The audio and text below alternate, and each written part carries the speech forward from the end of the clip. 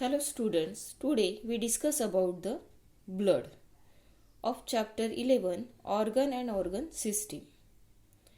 We know that blood is important component of the blood circulatory system.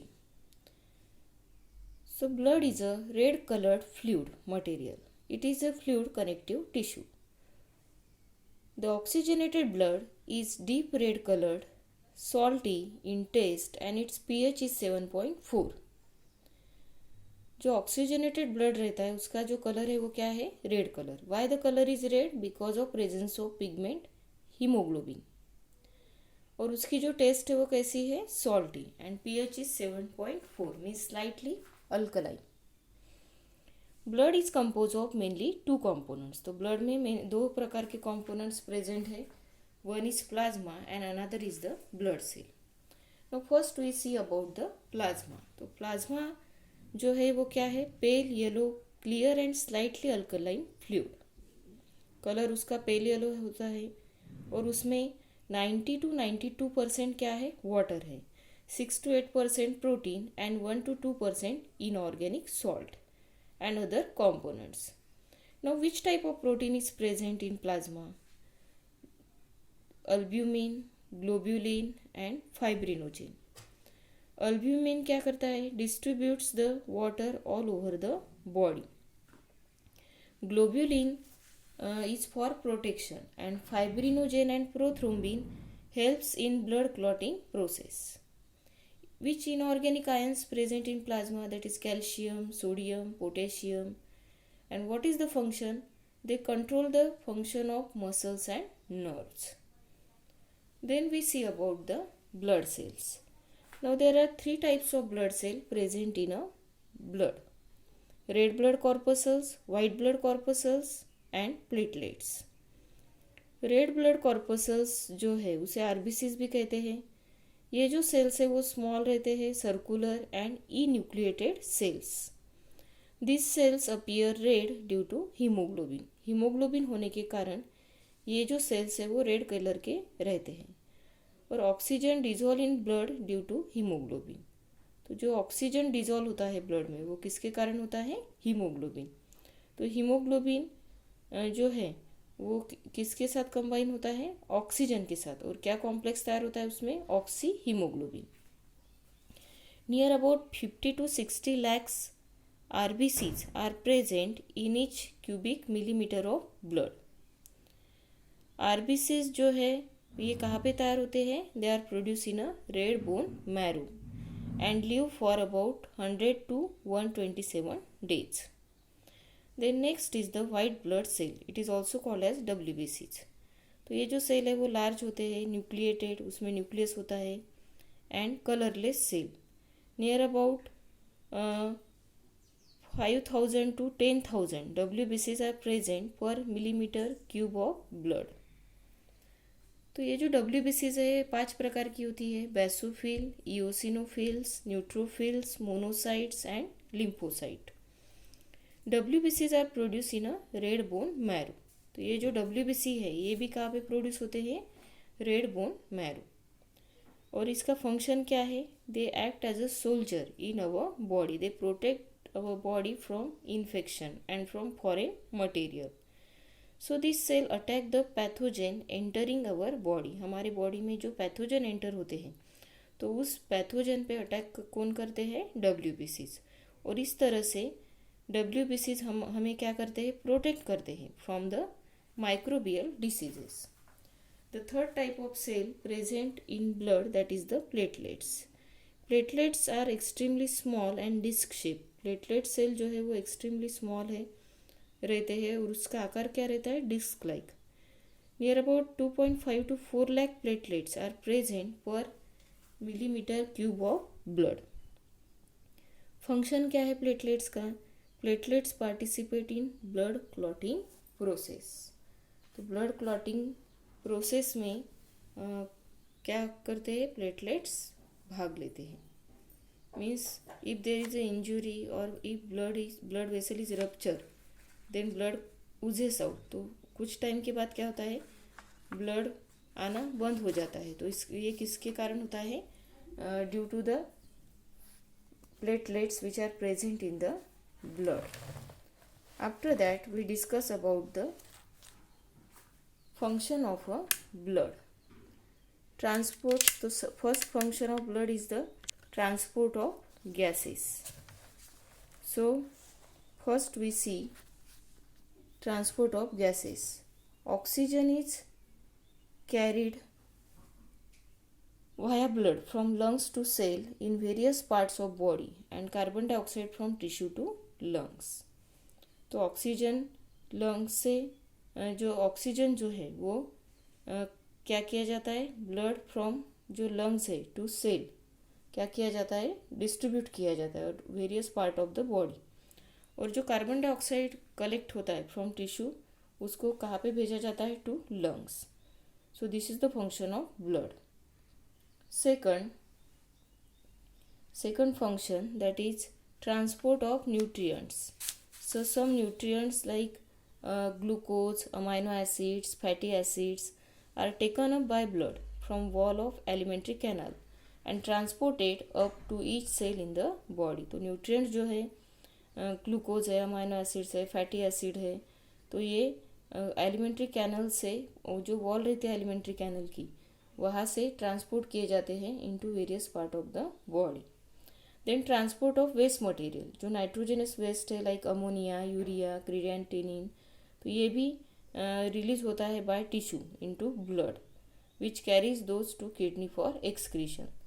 तो ये जो waste product है जो तैयार होते हैं, ठीक है, टिश्यू वो किस में डालते हैं, ब्लड में, और फिर ब्लड ये जो सब वेस्ट मटेरियल है वो कहाँ पे पहुँचाते हैं, kidney for excretion. Then protection, antibodies are produce in the blood and they protect the body from microbes and other harmful particles. जो एंटीबॉडीज तैयार होते हैं ब्लड में तो ये क्या करते हैं, प्रोटेक्ट करते हैं हमारे बॉडी को from micro organism. Then transport of enzymes and hormones, तो blood also transport enzymes, hormones from the site of their production to the site of their action. यानी वो जहाँ पे वो प्रोड्यूस होते हैं वहाँ से जहाँ पे उनकी ज़रूरत रहती है वहाँ पे एंजाइम्स और हार्मोन्स ट्रांसपोर्ट करने का काम भी कौन करते हैं, ब्लड.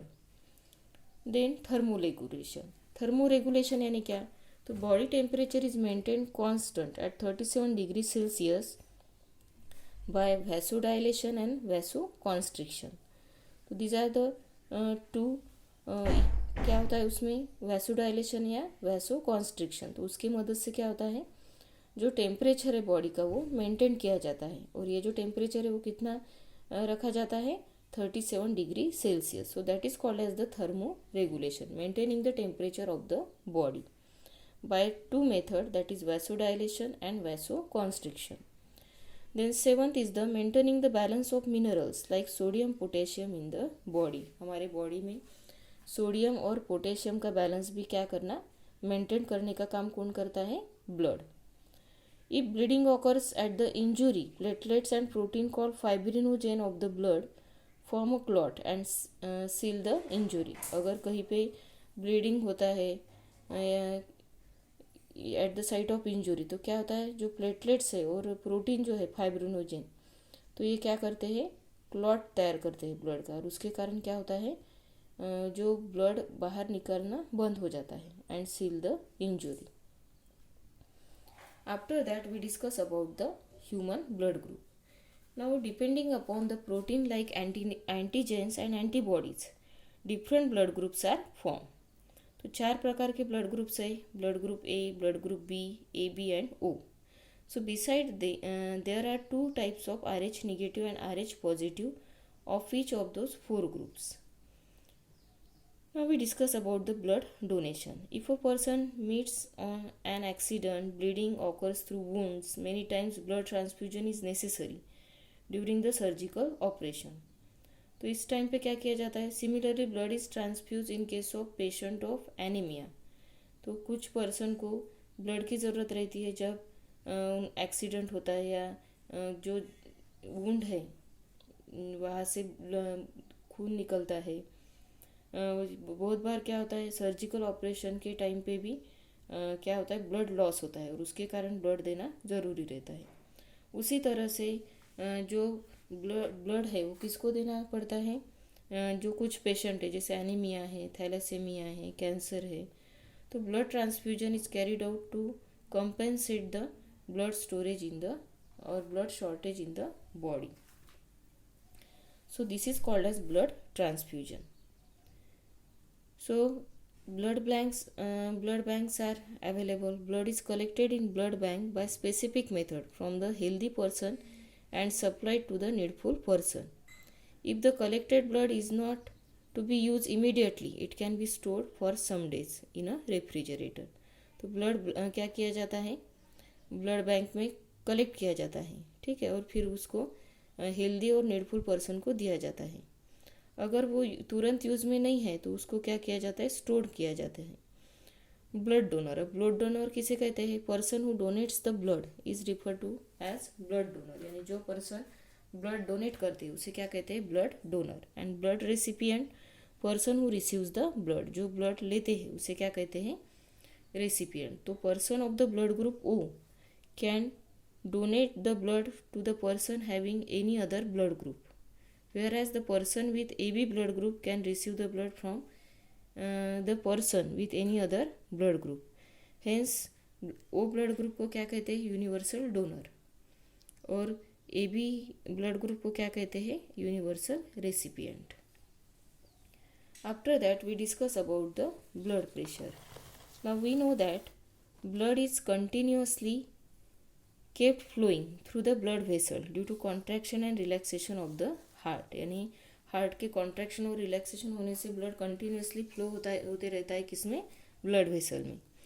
तो due to contraction of the heart, यानी हार्ट का कॉन्ट्रैक्शन होने के कारण क्या होता है, प्रेशर एक्सर्ट होता है on the wall of the arteries, तो उसे क्या कहते हैं, ब्लड प्रेशर.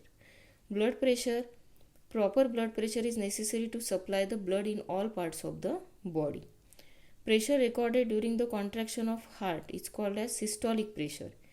यानी जब हार्ट कॉन्ट्रैक्ट होता है उस टाइम जो हम प्रेशर कैलकुलेट करते हैं तो उसे क्या कहते हैं, systolic pressure. And that one recorded during relaxation, तो उसे क्या कहते हैं, डायस्टोलिक प्रेशर. जब हार्ट रिलैक्स होता है तो उस टाइम पे जो प्रेशर लिया जाता है, रिकॉर्ड किया जाता है, तो उसे क्या कहते हैं, डायस्टोलिक प्रेशर. तो ये जो ब्लड प्रेशर है हेल्दी पर्सन, वो कितना रहता है, 120/80 mm, okay, to 139/89 mm of Hg. और ये किस में मेज़र होता है, it is measured with the help of sphygmomanometer. अब हाइपरटेंशन और हाई ब्लड प्रेशर क्या है, high blood pressure than the normal, तो उसे क्या कहते हैं, hypertension. In arteries of the person with hypertension, unnecessary tension develops.